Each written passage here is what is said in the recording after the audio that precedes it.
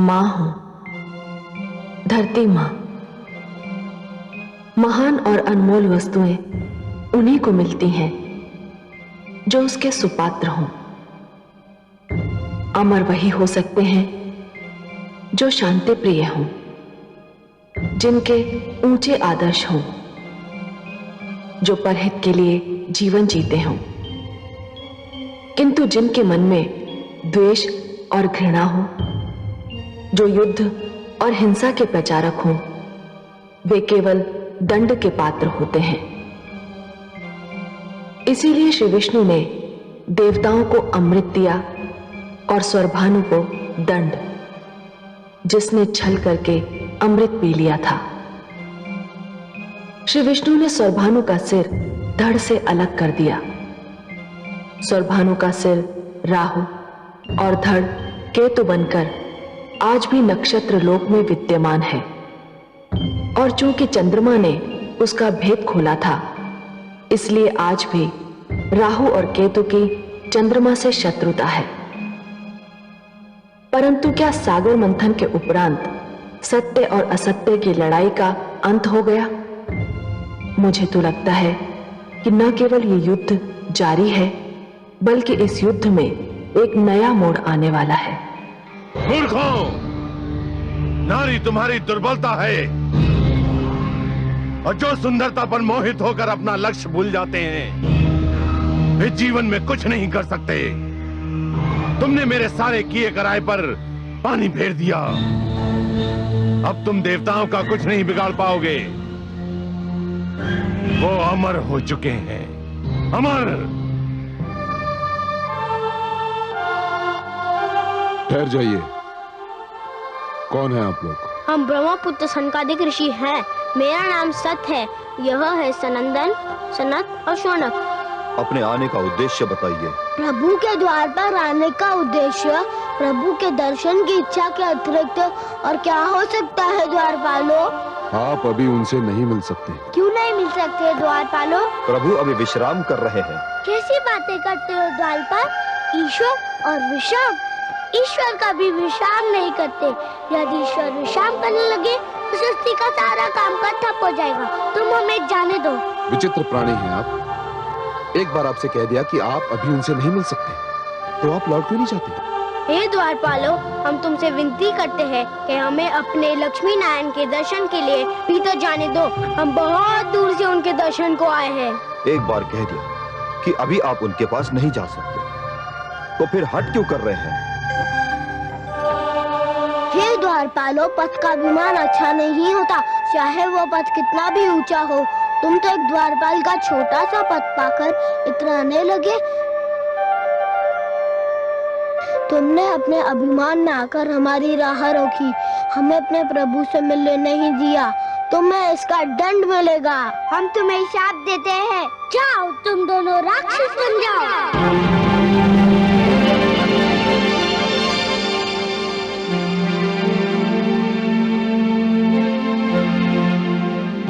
हे ऋषिगण, विष्णु लोक में आपका स्वागत है। हे प्रभु, इन ऋषियों ने हमें श्राप दे दिया। हम तो केवल अपने कर्तव्य का पालन कर रहे थे प्रभु। कर्तव्य पालन? कर्तव्य पालन का अर्थ यह तो नहीं कि आप मेरे और मेरे भक्तों के बीच दीवार बन जाएं। आप दोनों से घोर अपराध हुआ है और इस अपराध का दंड तो मिलना ही था। हे जय, हे विजय, जिस प्रकार वृक्ष और उसकी जड़ का नाता कोई नहीं तोड़ सकता, उसी प्रकार मेरे और मेरे दर्शनाभिलाषी के बीच कोई नहीं आ सकता। मेरे दर्शनार्थी मेरी संपत्ति हैं जय, और स्वयं मैं उनकी संपत्ति हूं। हम दोनों का एक दूसरे पर समान अधिकार है।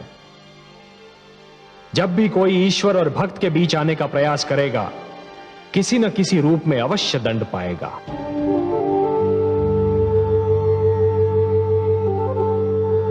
हे ऋषिगण, आपको विष्णु लोक में जो कष्ट हुआ, उसके लिए मैं स्वयं आपसे क्षमा मांगता हूं। हम धन्य हो गए प्रभु, आपके दर्शन हुए, हमारा जीवन सफल हो गया। हमारे जीवन का तो एक ही उद्देश्य है, आपकी आराधना और उपासना। आपको देखा तो हमारी नेत्रों की तृप्ति हो गई। प्रभु, उनसे कहिए कि मैं क्षमा कर दें। हे सर्वेश्वर, हमें इनके शाप से मुक्ति दिलाइए।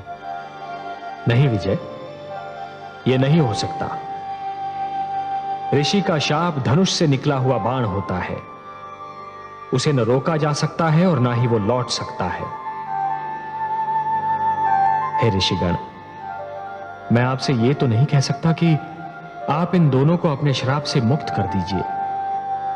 इन मूर्खों से जो भूल हुई है उसके लिए वो दंड के पात्र तो हैं, पर इन्हें यह तो बताइए कि इन्हें यह दंड कब तक भोगना होगा। क्या आपके श्राप से मुक्ति पाने का कोई मार्ग नहीं है? हाँ है। हे सर्वेश्वर, हमारे शाप से मुक्ति पाने का एक ही मार्ग है। आपके द्वारपाल जय और विजय को हमारे शाप के कारण 3 बार राक्षस योनि में जन्म लेना होगा और तीनों बार आपसे वैर करना होगा और वो तीनों जन्मों में आपके हाथों मृत्यु प्राप्त करनी होगी। पहले जन्म में जय और विजय हिरण्याक्ष और हिरण्यकशिपु बनकर जन्मेंगे और आपके हाथों मर जाएंगे। जय और विजय कुंभकर्ण और रावण के रूप में आएंगे और आपके राम अवतार द्वारा मृत्यु लोक में भेजे जाएंगे। तीसरे जन्म में यह दोनों कंस और शिशुपाल बनकर आएंगे और श्री कृष्ण के हाथों मरेंगे। बस इसके उपरांत इनकी मुक्ति हो जाएगी। हे सर्वेश्वर, आपकी जय हो, जय हो। हे त्रिलोकीनाथ, आपको कोटि कोटि प्रणाम। हे ऋषिगण, आपका श्राप हमारे सिर माथे पर। हम आपका श्राप सिर झुकाकर स्वीकार करते हैं और मुक्ति मार्ग की खोज में निकलते हैं।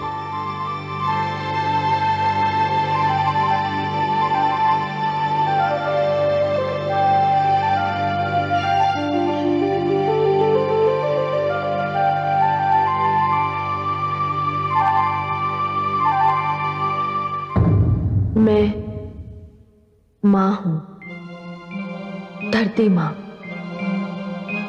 सनकादिक ऋषियों के शाप ने जय और विजय को विष्णु लोक छोड़ने पर विवश कर दिया। उन्हें यह शाप केवल इसलिए मिला कि उन्हें अपने पद पर अभिमान हो गया था। वे समझने लगे थे कि श्री विष्णु के द्वारपाल जैसा पद पाकर वे अब ऋषियों और देवताओं से भी अधिक महान हो गए हैं। अपने पद पर अभिमान करना और पद का अनुचित प्रयोग करना हर युग में दंड के योग्य अपराध रहेगा। सनकादिक ऋषियों का शाप पहली बार उस समय रंग लाया जब जय ने कश्यप ऋषि की पत्नी दिति के गर्भ से असुरराज हिरण्याक्ष और विजय ने उसके अनुज हिरण्यकशिपु के रूप में जन्म लिया। ये दोनों भाई बहुत बलवान, बहुत शक्तिशाली, बहुत घमंडी, बहुत क्रोधी और क्रूर थे, पर एक दूसरे पर निछावर थे।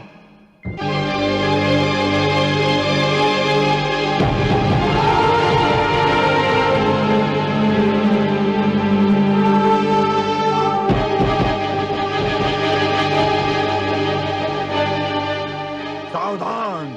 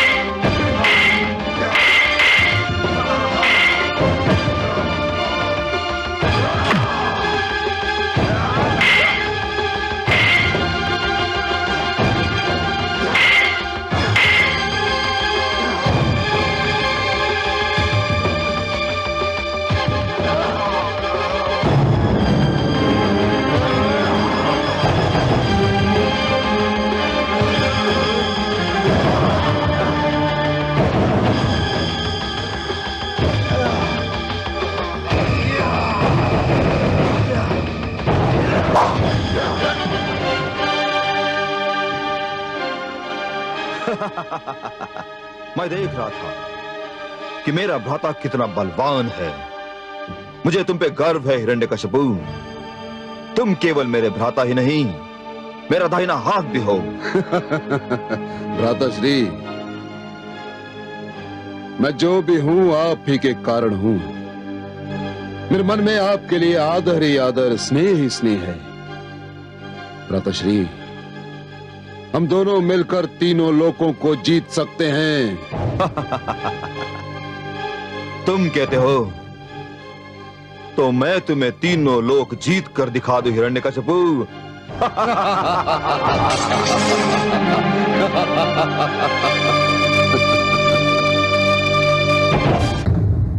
मैं मां हूं, धरती मां।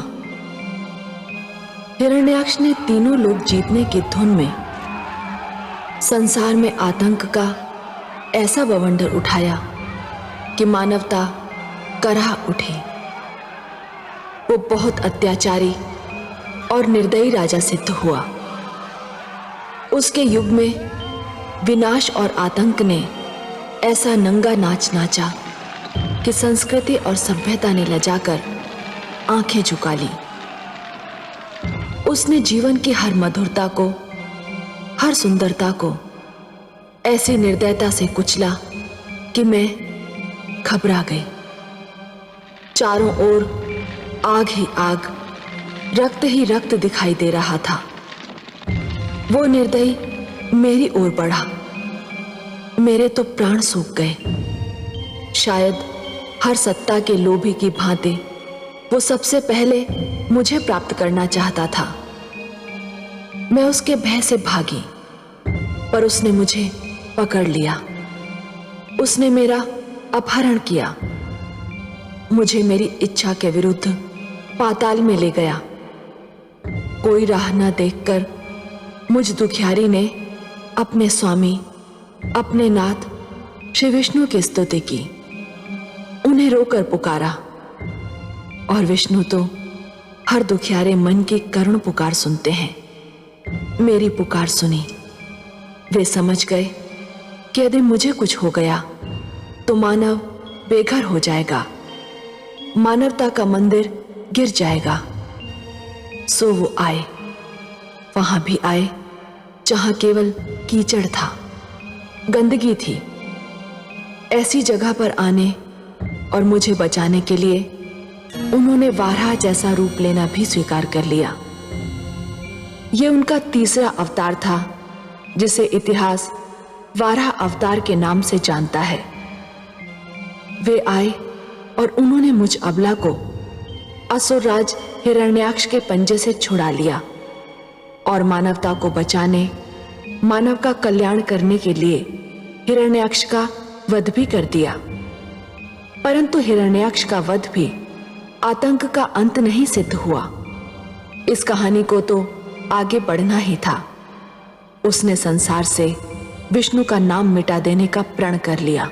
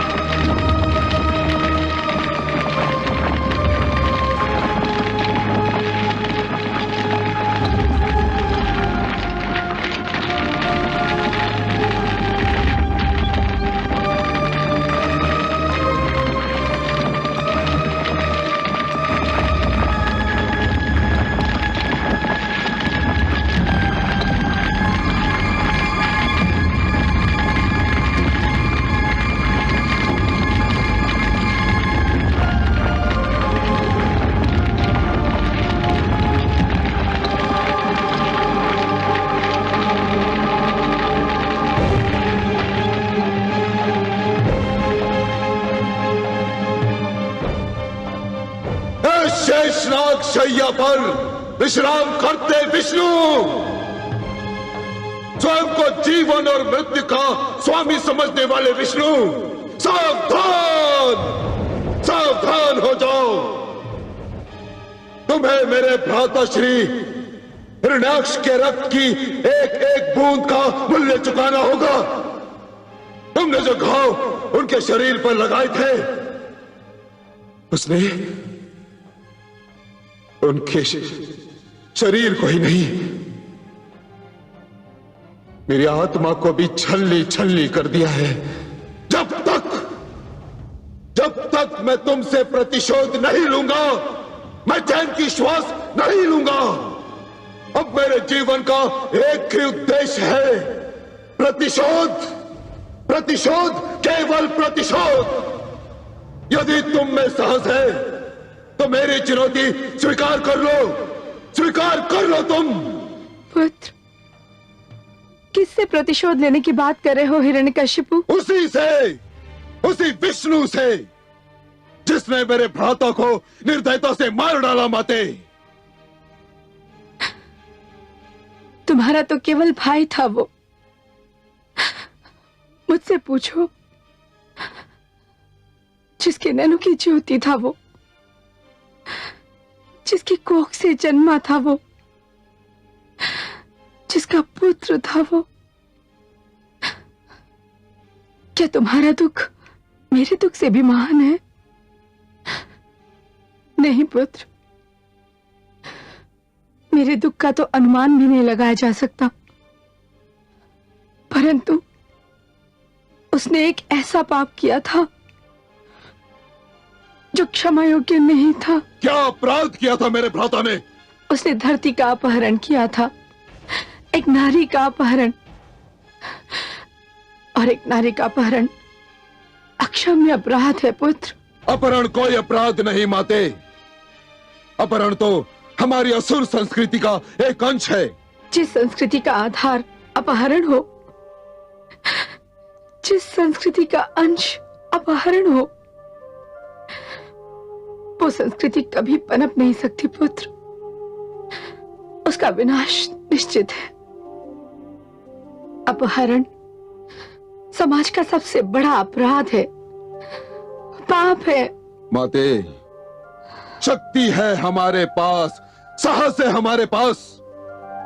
जो वस्तु हमें सुहाती है, हम उसे छीन लेते हैं। जिनकी भुजाओं में शक्ति है, उनका उत्तरदायित्व भी उतना ही होता है पुत्र। वे नारी की रक्षा करते हैं, उसका अपहरण नहीं। नहीं माते, हमारी शक्ति पर कोई भी उत्तरदायित्व अंकुश नहीं लगा सकता। जो भी हमारी महानता के समक्ष सिर नहीं झुकाएगा, हम उसे कुचल देंगे। जो भी हमारी आज्ञा का पालन नहीं करेगा, उसका भी वही परिणाम होगा जो धरती का हुआ। तो फिर ये भी जान लो पुत्र कि जो ऐसा अत्याचार करेगा,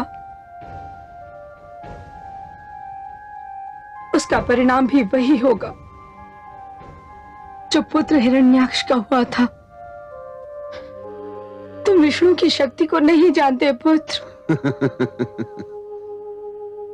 और विष्णु मेरी शक्ति को नहीं जानता माते। परंतु जिस दिन मैं उसे उसकी शेष शैया से नीचे घसीट लूंगा, उसके सिंहासन को डामाडोल कर दूंगा, उस अभिमानी से उसकी सारी शक्ति और देवताओं से उनका प्रताप छीन लूंगा। उस दिन माते, उस दिन वो मेरी शक्ति जान लेगा, भली भांति जान लेगा। ऐसा मत कहो पुत्र, ऐसा मत कहो।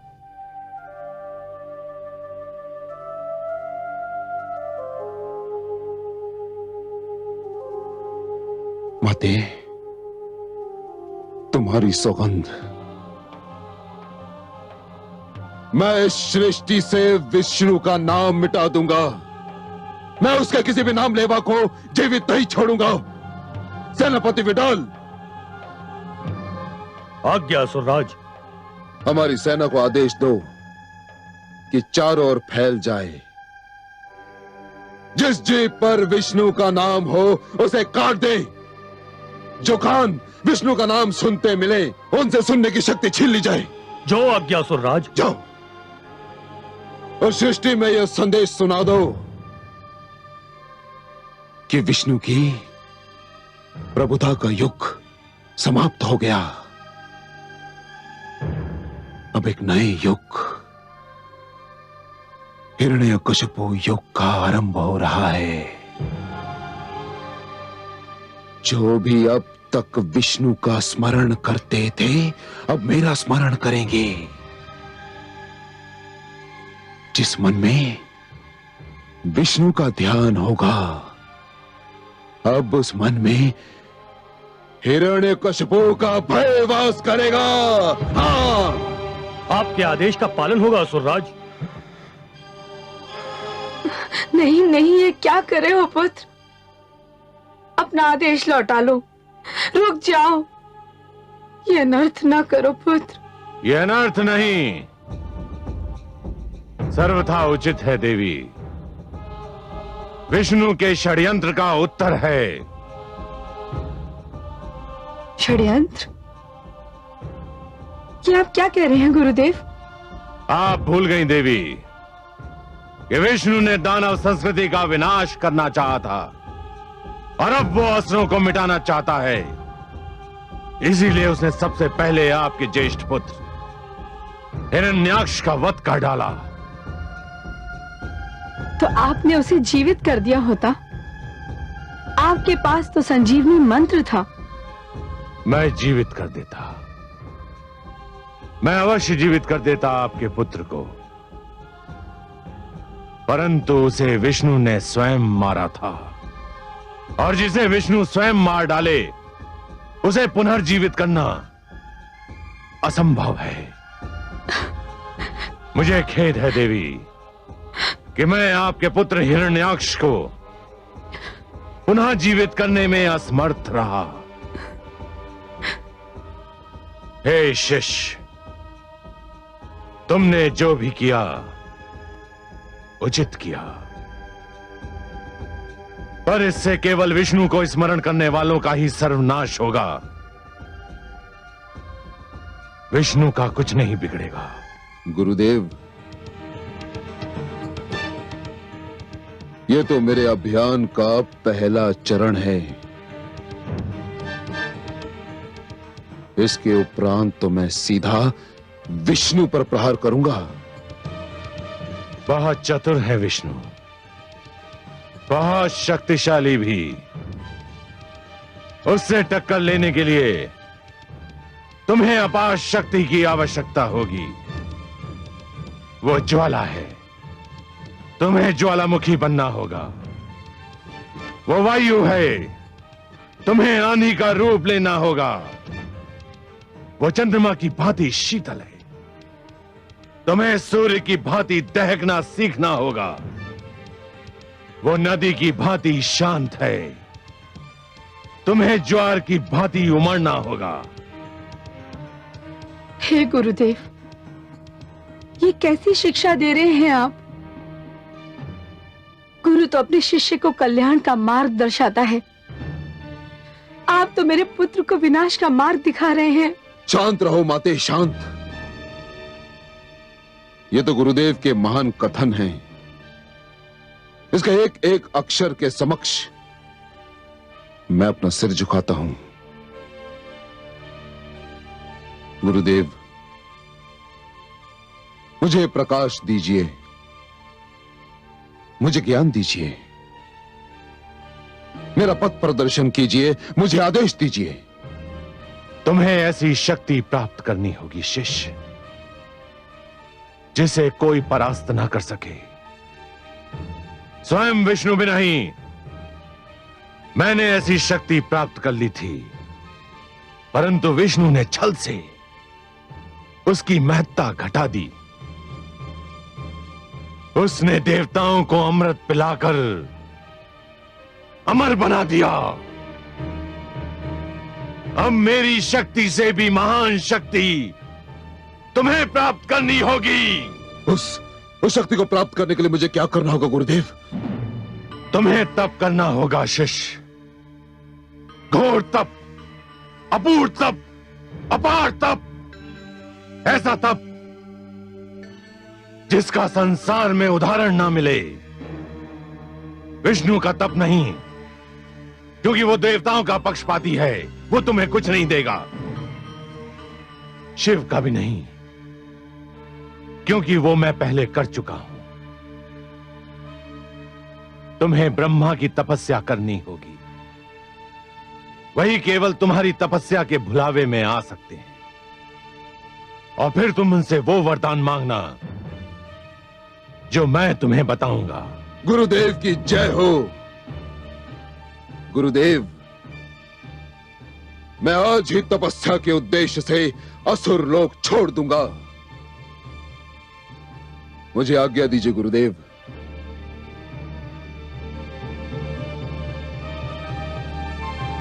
प्रणाम माते।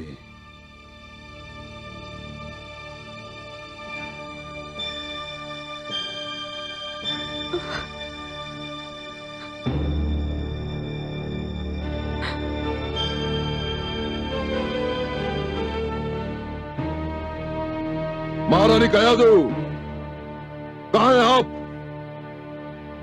महारानी कयादू,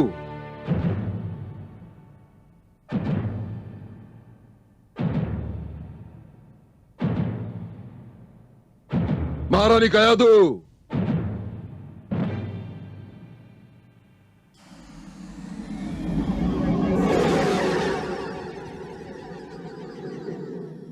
महारानी कयादू,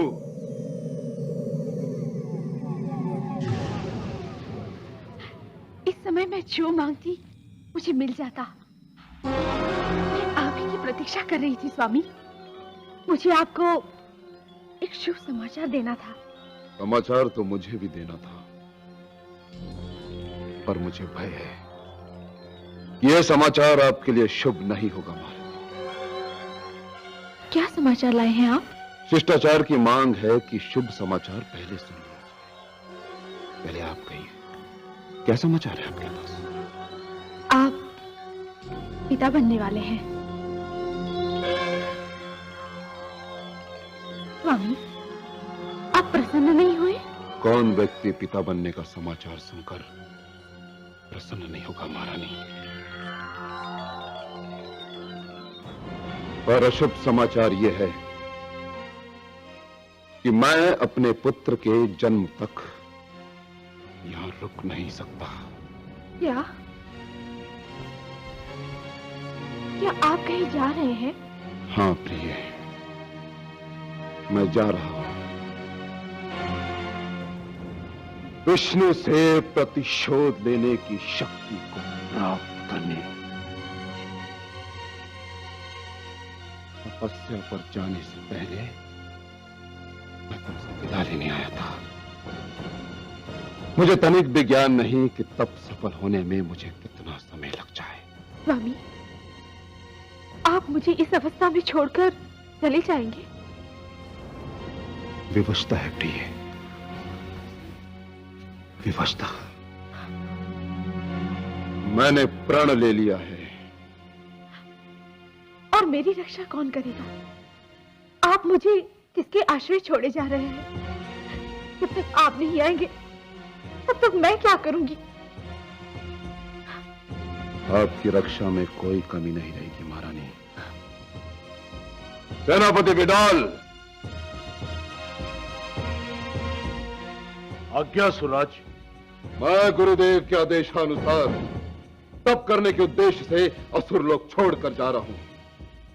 महारानी कायोदे की रक्षा का उत्तरदायित्व मैं तुम्हें सौंपता हूं, क्योंकि असुर लोक में मेरे उपरांत सबसे बलवान और शक्तिशाली तुम हो बिडाल।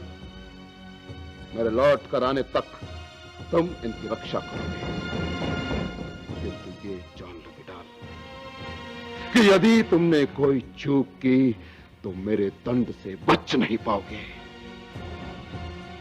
यदि मैं महारानी क्यादू की रक्षा में असफल रहा सुराज, तो आप मुझे दंड देने के लिए जीवित ही नहीं पाएंगे।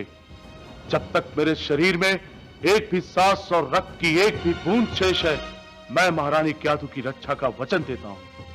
लाल, मुझे तुमसे यही आशा। हमारे दूसरे आदेश का क्या हुआ? सैनिक चारों ओर फैला दिए गए हैं। विष्णु के विरुद्ध अभियान आरंभ हो चुका है। आपकी जय हो असुरराज।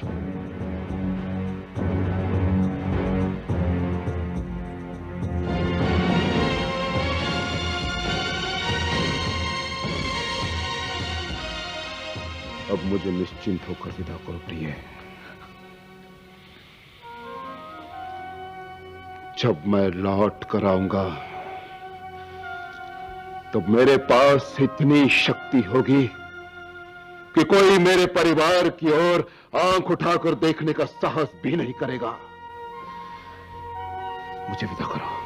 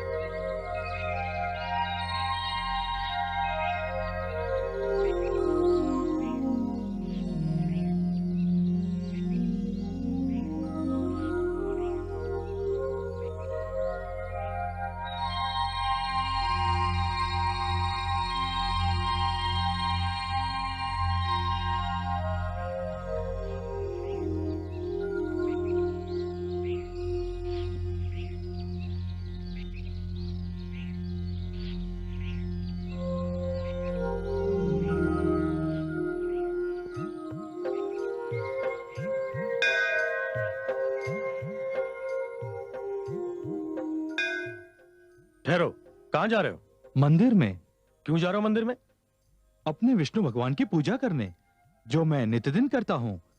कल भी की थी, आज भी करूंगा। कल की थी, आज नहीं करोगे। कल तुम्हारे लिए विष्णु की पूजा का अंतिम दिन था। क्यों? ये कैसी अनोखी बात कर रहे हो तुम? मैं ठीक कह रहा हूं। असुरराज हिरण्यकशिपु का आदेश है कि कोई विष्णु भगवान का नाम नहीं लेगा, कोई उसकी पूजा नहीं करेगा, कोई उसका स्मरण भी नहीं करेगा। मैं तो लूंगा उनका नाम, वही मेरे ईश्वर हैं।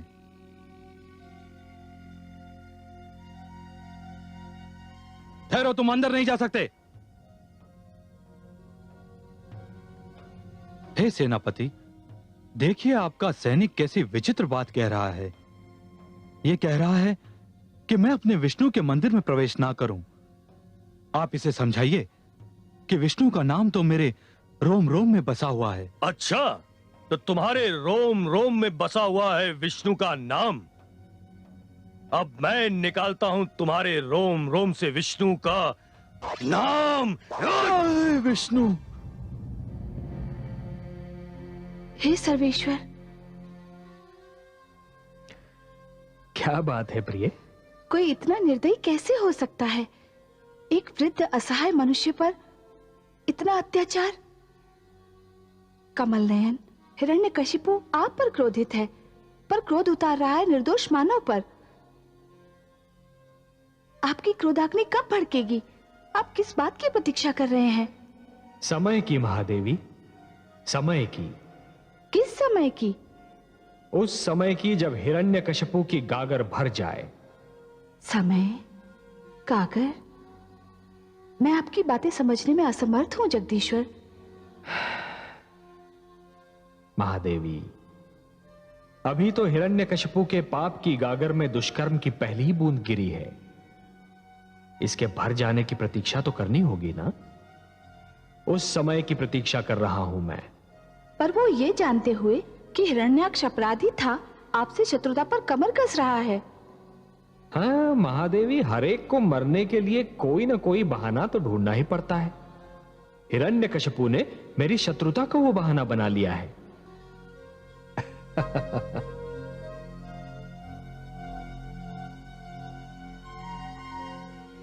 हे देवगण, हिरण्यकशिपु ने श्री विष्णु के विरुद्ध अभियान आरंभ कर दिया है। हमें चुप नहीं बैठना चाहिए। परंतु देवेंद्र, हिरण्यकशिपु भला हमारे भगवान विष्णु का क्या बिगाड़ सकता है? राई कभी पर्वत के सामने टिक नहीं सकती देवराज। पर यदि हमारे होते श्री विष्णु को हिरण्यकशिपु को दंड देने का कष्ट स्वयं उठाना पड़े तो हमारे लिए इससे बड़ी लज्जा की बात और क्या हो सकती है। सागर मंथन के समय उन्होंने हमारी जो सहायता की वो हमारे लिए एक ऋण के समान है। यह तो सत्य है देवराज। यदि उन्होंने सहायता न की होती तो अमृत की प्राप्ति असंभव हो जाती। पर देवराज, अब हम करेंगे क्या? हम हिरण्यकशिपु की तपस्या भंग कर देंगे। तपस्या भंग? सोच लीजिए देवराज, हमने पहले भी एक बार दैत्य गुरु शुक्राचार्य की तपस्या भंग करनी चाहिए थी, परंतु उल्टे हमें ही हानि पहुंची थी। उनकी बात और थी और हिरण्यकशिपु तो असुर है। इस बार हम कोई भूल नहीं करेंगे और श्री विष्णु का ऋण चुकाने का यही अवसर है। ओम ब्रह्मदेवाय नमः। ओम प्रजापतये नमः। ओम ब्रह्मदेवाय नमः। ओम प्रजापतये नमः। ओम ब्रह्मदेवाय नमः।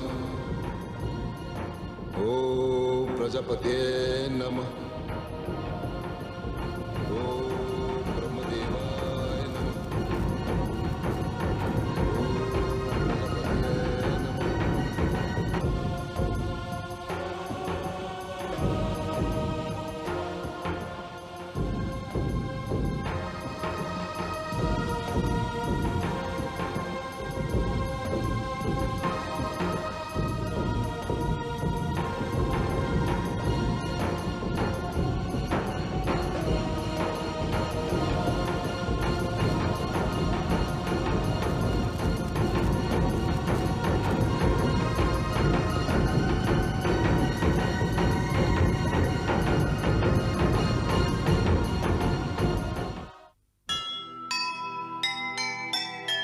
मन में विष हो द्वेष का, होठों पर हरि नाम। ऐसे तप का देखिए क्या होगा परिणाम।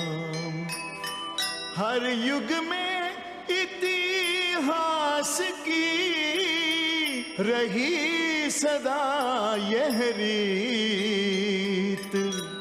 सत्य असत्य के युद्ध में हुई सत्य की जीत। हुई सत्य की जीत।